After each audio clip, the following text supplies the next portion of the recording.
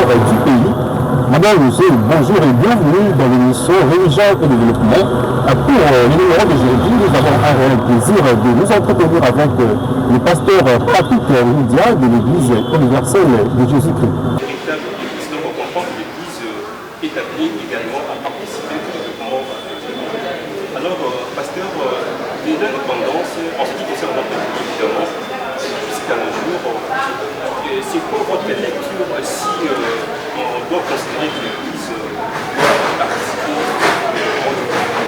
Bon, nous souffrons d'un système où ceux-là qui se disent qu'ils sont dans une religion, ou peut-être le christianisme, ou que sais-je encore, mais des gens qui ne comprennent pas la parole de Dieu. Pourquoi? Parce que si nous revenons un peu à l'indépendance, qu'est-ce qui s'est passé à l'indépendance? Nous avons calqué une constitution qui n'était pas la nôtre. On va calquer la constitution belge. Alors, dans la constitution belge, il y avait un roi et il y avait un premier ministre. C'est ce qui s'est fait que au Congo, Kasavubu est devenu président de la République, Lumumba était premier ministre, mais Lumumba était populaire. Pourquoi? Parce que Lumumba avait la majorité. Et comme Lumumba avait pensé que en étant premier ministre, il avait le pouvoir. Il pouvait même démettre de ses fonctions le président de la République qui n'était pas majoritaire au niveau du Parlement. Vous comprenez déjà qu'il y avait quelque chose qui boitait. Pourquoi? Parce que nous sommes allés calquer quelque chose qui ne pouvait pas se faire chez nous. Il fallait une constitution qui répond à la demande de notre population. C'est comme même la démocratie. Il faut une démocratie à la congolaise. Pas une démocratie à l'européenne. Pas une constitution à l'européenne. C'est ce qu'il fallait faire. C'est ce qui a fait que non, un jour, Lumumba va démettre Kasavubu de ses fonctions, Kasavubu également va démettre Lumumba de ses fonctions, et puis c'était une crise constitutionnelle. Mais maintenant, si il y avait une église, il y avait les hommes de l'église qui pouvaient être comme un tampon, et ceux qui pouvaient maîtriser la situation pour montrer aux gens qu'est-ce que nous pouvons faire à l'unisson, je pense que les choses peuvent marcher. C'est pourquoi aujourd'hui nous avons besoin que les gens reçoivent la véritable parole de Dieu, qui a une intelligence, qui peut développer l'homme, qui peut améliorer la condition de l'homme.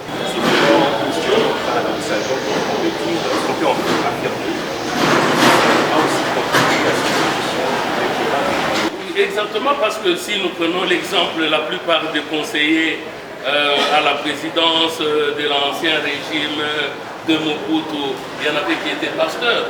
Mais le problème, c'est que c'était des gens qui n'avaient pas une intelligence renouvelée. S'il y avait des personnes qui ont une intelligence transformée, ils peuvent développer le pays. Mais si vous trouvez quelqu'un, quel que soit son niveau d'études, quels que soient les diplômes qu'on détient, mais si à l'intérieur, cet homme n'est pas transformé, ne pensez pas qu'il y aura des développements. Comme nous avons beaucoup de gens, il peut avoir de l'argent, mais il est pauvre sur le plan du mental, il est pauvre sur le plan de morale, il est pauvre sur le plan de l'éthique. C'est pourquoi nous avons besoin de l'élite. Cette élite doit avoir la compréhension de la parole de Dieu et avoir le souci de l'autre. Parce que je voudrais quand même donner un verset, nous allons comprendre comment Jésus qui était roi, comment est-ce qu'il s'est comporté. Je vais lire Philippiens chapitre 2, je vais commencer par le verset 3 jusqu'au verset 9 plutôt. Il est dit ceci: ne faites rien par esprit de parti ou par vaine gloire, mais que l'humilité vous fasse regarder les autres comme au-dessus de vous. Que chacun de vous, au lieu de considérer ses propres intérêts, considère aussi ceux des autres. Ayez les sentiments qui étaient en Jésus-Christ, lesquels existaient en forme de Dieu. N'a point regardé comme une proie à arracher d'être égal à Dieu, mais c'est de prier lui-même en prenant la forme des serviteurs et en devenant semblable aux hommes et ayant paru comme un simple homme. Et il s'est humilié lui-même en obéissant jusqu'à la mort de la croix. C'est pourquoi Dieu l'a souverainement élevé et lui a donné un nom qui est au-dessus de tout le nom.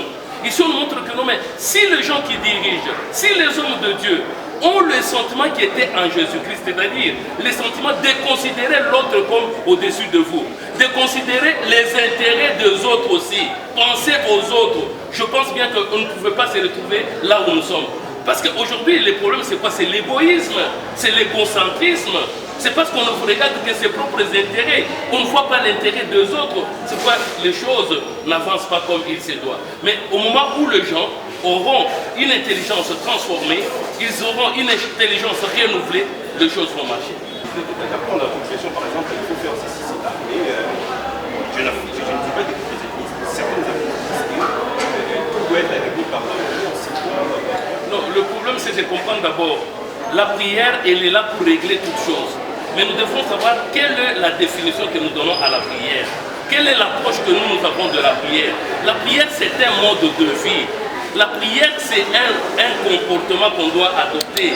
C'est ça la prière, c'est un état d'esprit. C'est pourquoi je voudrais dire ceci. Les églises, oui, beaucoup d'églises ont appauvri le peuple.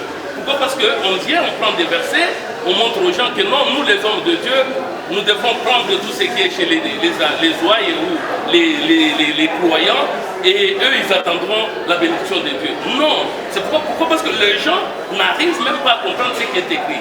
Je vais vous donner un exemple. Je vais prendre un exemple, par exemple, en ce qui concerne la dîme.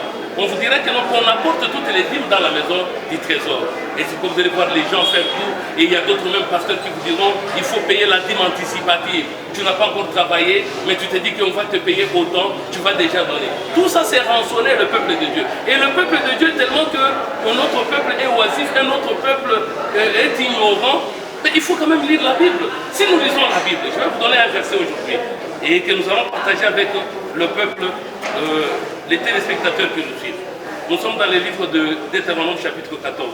On va commencer par le verset 22 jusqu'au verset 7. Il est dit ceci.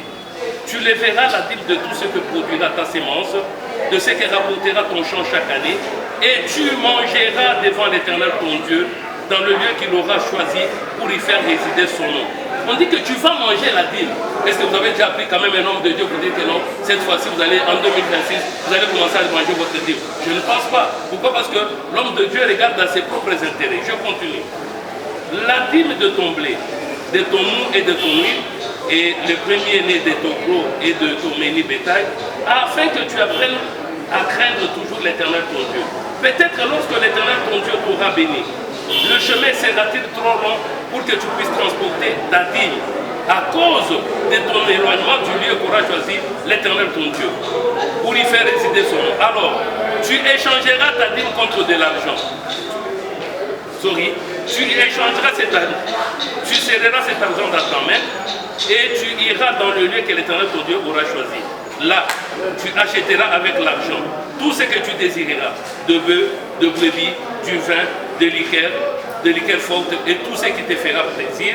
Et tu mangeras devant l'Éternel, tu te réjouiras toi et ta famille. Donc ici on nous dit que non, tu prends ta dîme, tu l'échanges contre de l'argent, tu vas aller dans l'endroit que Dieu a choisi, pas l'endroit où un homme a choisi. Tu vas acheter tout ce que tu vas désirer, de bœuf, de brebis, du vin, des liqueurs fortes, tu vas manger pour te réjouir. Tu vois que non, les gens n'ont pas le temps de lire ces genres de versets. Ils n'ont pas le temps, pourquoi? Parce qu'ils sont habitués. Malachie 3:10, on a apporté toutes les dîmes dans la maison du trésor, qui n'est même pas une église.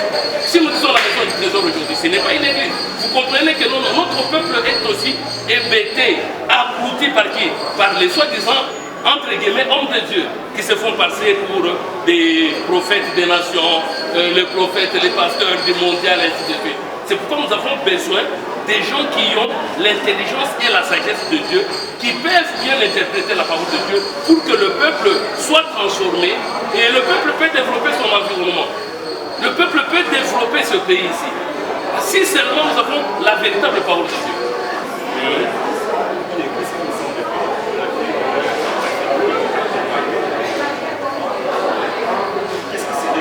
Donc le problème c'est quoi? La base c'est la parole.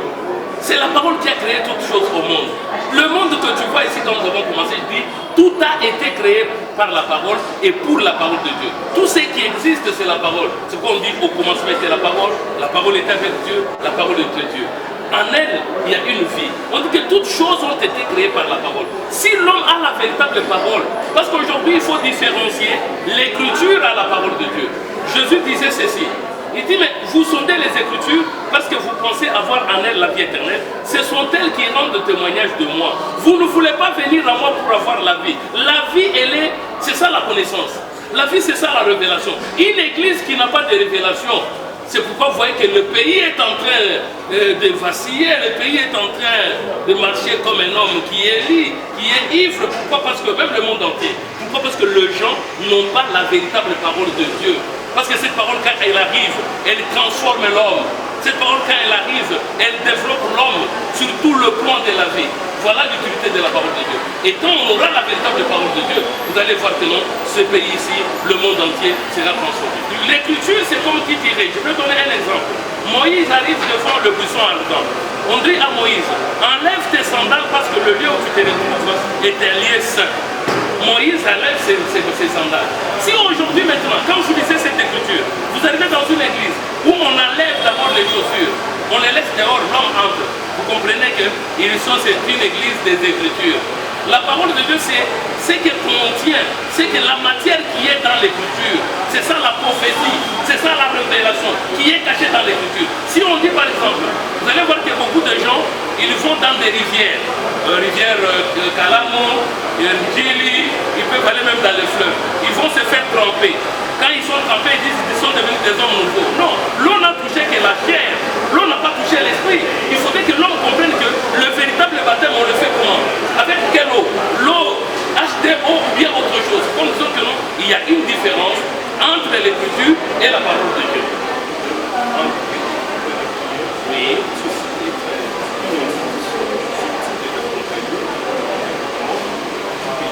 Quand nous prenons tous les rois qui ont régné dans la Bible, ils étaient accompagnés des hommes de Dieu. Pas des flatteurs. Aujourd'hui, nous avons beaucoup de flatteurs. Que je lise d'abord l'écriture de Bible, que je lise un peu pour parachever la dernière question que vous avez posée.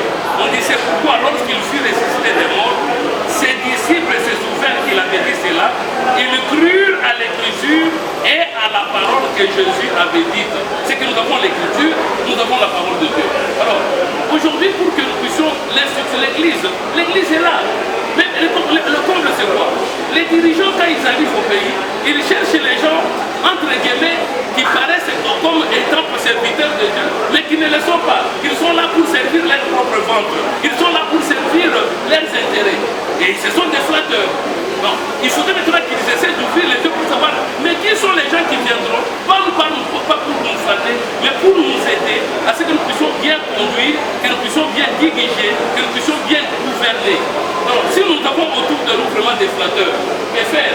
Ou bien parce que telle église a 1000 membres, il a 50 000 membres, a autant de membres. On considère que parce qu'il a beaucoup de membres, mais peut-être que là c'est un candidat et qui prépare les gens pour l'enfer. Ce n'est pas pour la vie éternelle.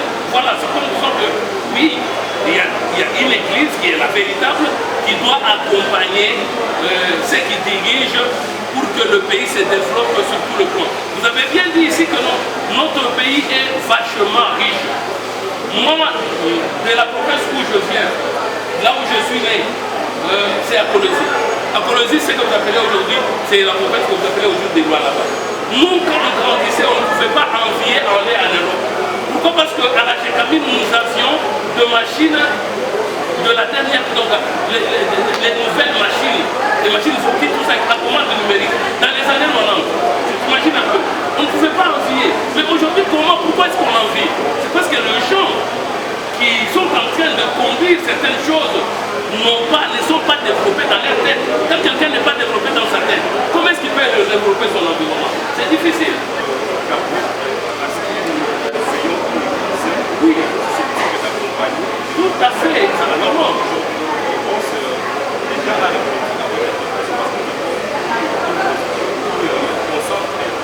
La laïcité, nous avons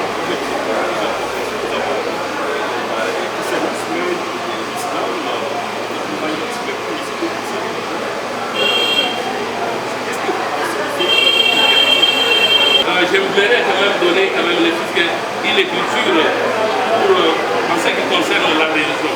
On va lire quelque chose dans le livre de Jacques où on nous parle de la religion. On nous dit ceci. Nous sommes dans Jacques 1, 23, dans le verset 27. Il est dit ceci. Car si quelqu'un écoute la parole de Dieu et ne la met pas en pratique, il est semblable à un homme qui regarde dans un miroir son visage naturel et qui, après s'être regardé, s'en va et oublie aussitôt quel il était. Mais si quelqu'un celui qui aura plongé le regard dans la loi parfaite, la loi de la liberté, et qui aura persévéré, n'étant pas un auditeur oublieux, mais se mettant à l'œuvre, celui-là sera heureux dans son activité. Si quelqu'un croit être religieux, sans tenir sa langue en bride, mais en s'intrompant dans son cœur, la religion de cet homme est vaine. La religion pure et sans tache devant Dieu notre Père consiste à visiter les orphelins, le veuve, dans leurs afflictions et à se préserver des souillures du monde. C'est-à-dire la véritable religion nous dit que c'est de visiter les orphelins, le veuve, tout ça, et à s'écarter de toutes les souillures du monde. C'est ça la véritable religion. Tout ce que vous voyez ici, on dit tel, ceci, on répète, et ici c'est des sommeils, il y a des églises de sommeil, il y a des églises, je ne sais pas, authentiques, ainsi de suite. Mais pourquoi c'est l'hypocrisie qui reste dans ce genre de choses? Par exemple, vous allez voir que dans toutes ces églises là-bas, on donne l'offrande. Ils demandent aux gens de les offrir. Mais ils ont oublié que Lévitique dit ceci. Quand tu vas offrir, tu ne peux pas laisser ton offrande manquer de sel. Je lis seulement l'écriture et tout, on va comprendre. Lévitique 2:13. Il a dit ceci. Tu mettras du sel sur toutes tes offrandes. Tu ne laisseras point ton offrande manquer de sel. Signe de l'alliance de ton Dieu. Sur toutes tes offrandes, tu mettras du sel. Est-ce que tu as déjà vu un homme de Dieu faire une campagne? Les gens viennent donner l'argent et disent que vous avez oublié les sels. C'est que tu vois, cet homme-là de Dieu ne connaît même pas, il n'a jamais lu l'écriture. Comment ils peuvent développer les pays? Donc lui, il fera selon qu'on lui accorde de l'argent, qu'on lui accorde tout. Sans comprendre qu'est-ce que Dieu demande dans la Bible, c'est-à-dire que non. Si on a intégré la religion, ils ont très bien fait pour cette ouverture, mais il faudrait maintenant que nous ayons une constitution qui répond à nos attentes. Pourquoi je dis cela? À la colonisation, l'homme blanc est arrivé. Il a trouvé que nous avions une religion. Mais comment est-ce qu'ils vont faire? Ils vont prendre des écritures pour maintenant pousser les gens à ne pas travailler, pour pousser aux gens de rester pauvres. On dit, heureux le pauvre à l'esprit, car ils verront Dieu. Vous restez pauvres, mais eux sont en train de s'enrichir. Tout ça, c'est le mal. Les gens déjà oubliés ici. Les gens qui faisaient la médecine naturelle, on a dit non, ça ce sont des fétiches. Mais ils prennent les comprimés gènes de passer à base toujours de plantes, de décimales, etc. Mais c'est bien conditionné, bien préparé, présenté. Mais quand l'homme vient avec un bidon de tangaou, ça va, non, là, il n'y a pas de dose. Mais quand vous mangez les maths et il y a une dose, vous mangez les dounesses, il y a une dose. Tout ça, c'est le colonialisme qui est venu. Après, la colonisation est venue, c'est ce que nous appelons le néocolonialisme qui est encore arrivé. C'est ce que nous continuons. Comment j'ai dit ceci? Il faudrait que nous, hommes de Dieu, que nous puissions donner quelle est la constitution de Dieu. La constitution de Dieu, elle est dans la Bible. Elle est là. Elle va développer notre pays. La Bible ici, elle est constituée des lois, des ordonnances. Il y a tout dans la Bible. Il y a des prescriptions qui feront que nous allons nous développer. Le peuple chrétien s'est développé avec quoi? Avec la Torah, avec la loi. Il y a la loi ici.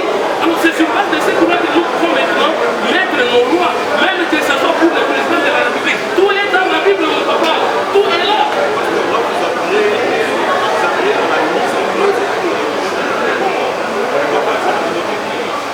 Mais oui. Mais notre pays d'abord, parce que notre pays, vous dites qu'il est laïque, mais notre pays, c'est un pays chrétien. C'est-à-dire que nous devrons instaurer quoi? Le christianisme. On doit imposer le christianisme dans ce pays pour que les choses avancent. On n'a pas besoin d'une autre religion que le christianisme. Parce que le Christ, c'est lui le roi. Le Christ, c'est lui le propriétaire de ce monde ici. Alors, qu'est-ce qu'on peut faire? On n'a pas dit que non, les autres, les gens qui sont par exemple au Moyen-Orient, etc.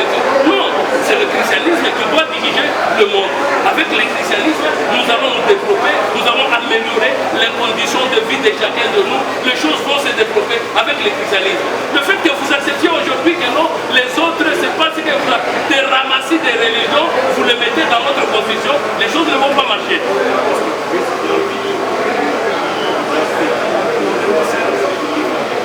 Donc, je pense bien qu'il y a des pays où, vous voyez aujourd'hui, je donne un exemple. Un pays où c'est le christianisme, vous allez voir que non, sur leur monnaie, ils ont dit une garde, we trust, c'est-à-dire que non, en Dieu, nous espérons.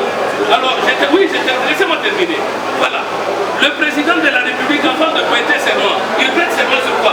Sur la Bible, pas sur rien autre. Ce n'est pas qu'ils ont amené un livre de beaucoup bien érigé, tout ça pour prêter serment. On prête serment devant la Bible.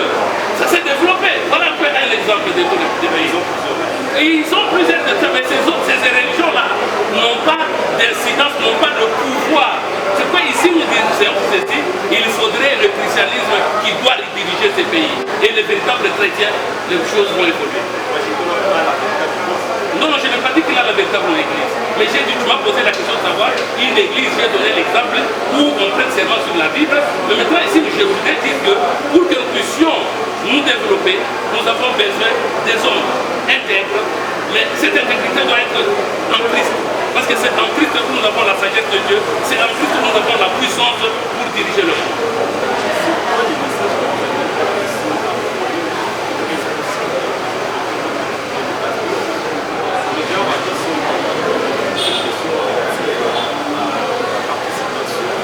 Je demande à tous les pasteurs de comprendre que la mission que Jésus nous a laissée est celle-ci. Il a dit, le Fils de l'homme est venu pour chercher et sauver ce qui était perdu. C'est-à-dire que nous devons bien former, quand nous cherchons les gens qui viennent à l'église, nous devons les former, qu'ils soient utiles dans la société, qu'ils soient utiles pour développer le pays, qu'ils soient utiles pour développer la communauté. Il ne faudrait pas que vous puissiez prendre les croyants en otage pour vous enrichir. Vous êtes là pour rançonner le peuple de Dieu. Si on vous met par exemple conseiller d'un homme politique, vous êtes là pour le flatter au lieu de lui donner le message de Dieu. Le message de Dieu, quand il vient, c'est pour que l'homme quitte l'ignorance, aille dans la connaissance. L'homme quitte le péché, qu'il aille dans le bien. L'homme quitte l'injustice, qu'il aille dans la justice. Voilà ce pourquoi il faudrait que nous puissions former le peuple avec la véritable parole de Dieu. Cette parole qui fait que l'homme a pitié des autres.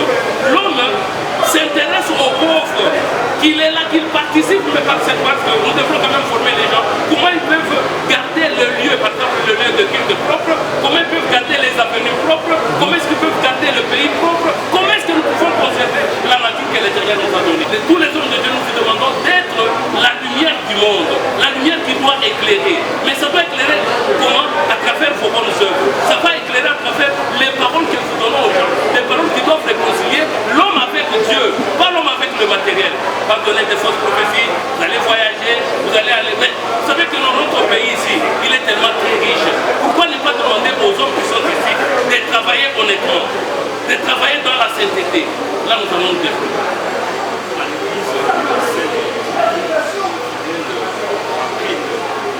Exactement, à l'église universelle de Jésus-Christ, nous apprenons le développement. C'est pourquoi nous avons déjà des gens regroupés, des avocats, des ingénieurs, nous avons des médecins, nous avons ce genre de personnes et nous les regroupons. Comment faire pour former les autres, former les gens à travailler.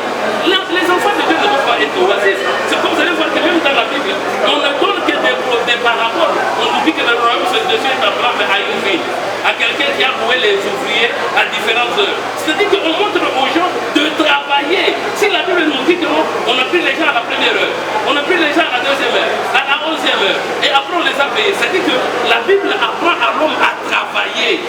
La Bible apprend à l'homme à servir et non se servir. Vous voyez comment la Bible nous apprend beaucoup de choses. C'est pourquoi ici, nous formons des gens, nous formons des enfants, nous commençons par les bas âges pour former des savants, former des inventeurs, former les gens qui doivent diriger. Mais nous commençons par les bas âges. Comme ça, quand quelqu'un, cet enfant a grandi, il sait bien que non, je suis appelé à inventer. Je suis appelé à conduire. Je suis appelé à diriger. Je suis appelé à guérir. Cet enfant-là, il grandit avec ça en tête. Le pays va se développer.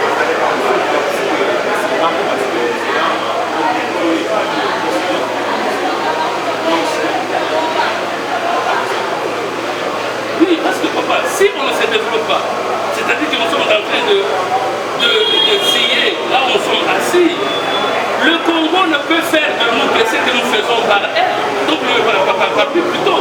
C'est-à-dire que si la terre ne peut rien produire, si nous cultivons, mais quand tu prends la route ici vers les Congo central, tu vas voir qu'il y a des espaces verts. Et quand tu regardes, tu ne trouves aucune vache, tu ne vois pas beaucoup de plantations. Or, vous savez bien que nous avons une terre arabe qui peut même nourrir un tiers de la population mondiale. Mais on importe le riz, on importe la farine, on importe beaucoup de choses. Mais si nous-mêmes nous disons que nous avons travaillé, si nous-mêmes nous disons que nous avons transformé la terre, qu'on ne s'occupe pas d'abord des mining, des minéraux sous terre, non, seulement la culture. Nous pouvons nous développer, nous pouvons aussi développer notre tourisme, nous allons nous développer parce que nous avons des belles endroits dans notre pays, donc nous pouvons nous développer. C'est comme nous appelons tout le monde au travail. Même les hommes de Dieu qui disent que non, nous sommes à temps plein, ils doivent travailler. Tout le monde a besoin de ce que je t'ai dit, celui qui ne travaille pas, ou on l'a dit, celui qui ne travaille pas ne doit pas manger non plus. Comme nous disons, nous devons travailler pour transformer ce pays. Qu'est-ce que vous appelez État? Parce que quand vous dites ça revient à l'État, est-ce que l'homme, pasteur, fidèle, n'appartient pas à l'État? Il n'est pas membre? C'est ce que nous disons ici. Nous devons faire ensemble. Chacun a un rôle à jouer. J'ai dit l'Église doit être le moteur parce que l'État vient de l'Église. Si l'homme existe, c'est Dieu. C'est-à-dire que si vous existez tel que même le réalisateur qui est en train de réaliser cette émission, il existe par Dieu. C'est-à-dire que son origine c'est l'Église, c'est la parole de Dieu. Il doit être maintenant, s'il se comporte bien, il va bien diriger les choses. S'il se comporte bien, il va bien gouverner, il va bien prévoir, il va faire des choses qui doivent aider à l'avancement. Les choses vont s'améliorer. C'est comme ça que l'Église est le facteur clé pour le développement. L'Église doit jouer un rôle vraiment primordial pour le développement du pays. Alors ce qu'on a dit, sans Église, pas de développement. Sans parole de Dieu, pas de développement. Sans révélation, pas de développement. Le message de Dieu, mon message de Dieu est tiré dans le livre de Romains chapitre 10. C'est là où je vais tirer mon message de Dieu. Il est dit ceci. Frères, le vœu de mon cœur et ma prière à Dieu pour eux, c'est qu'ils soient sauvés. Je leur rends les témoignages qu'ils ont du zèle pour Dieu, mais sans intelligence. Ne connaissant pas la justice de Dieu, cherchant à établir leur propre justice, ils ne se sont pas soumis à la justice de Dieu. Christ est la fin de la loi pour la justification de tous ceux qui croient. Je vais dire ceci. Mon vœu, c'est que la population congolaise et ceux qui sont même à l'extérieur soient sauvés. Mais beaucoup de gens sont zélés pour Dieu, mais ce qui leur manque, c'est l'intelligence. Tous les ceux que nous avons évoqués, si tu vas voir quelqu'un aller à l'église, on lui donne un morceau de pain, on dit c'est le corps de Jésus, il l'avale. Mais or, ce corps-là de Jésus va se transformer dans le ventre et sera déposé à la toilette. Est-ce que le corps de Jésus, c'est ça? Vous voyez déjà que non, tout ça, c'est parce que les gens manquent l'intelligence de Dieu. C'est pourquoi que je voudrais qu'en 2026 ici, je pense bien que nous serons tous vos invités dans cette émission ici, pour que nous puissions montrer aux gens qu'est-ce qu'il faut faire, qu'est-ce qu'il ne faudrait pas faire pour que nous puissions nous développer, pour que nous puissions transformer, que ce pays devienne un beau pays, comme on le souhaitait même dans l'hymne national, un pays prospère, un pays où tout le monde va envier. Vous savez quoi, d'ici là, les hommes qui sont même partis en Europe, même les Blancs, vont envier de venir dans ce pays. Si nous croyons à la révélation que nous donnons.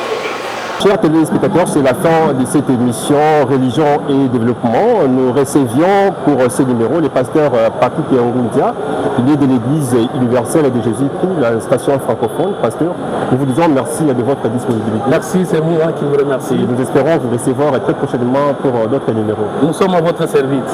Merci. Merci.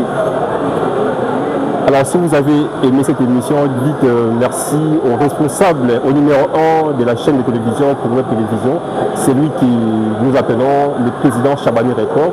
Et un grand merci à Héritier Condé qui l'a réalisé. Le montage a été assuré par Adenis Mbungu. Au revoir.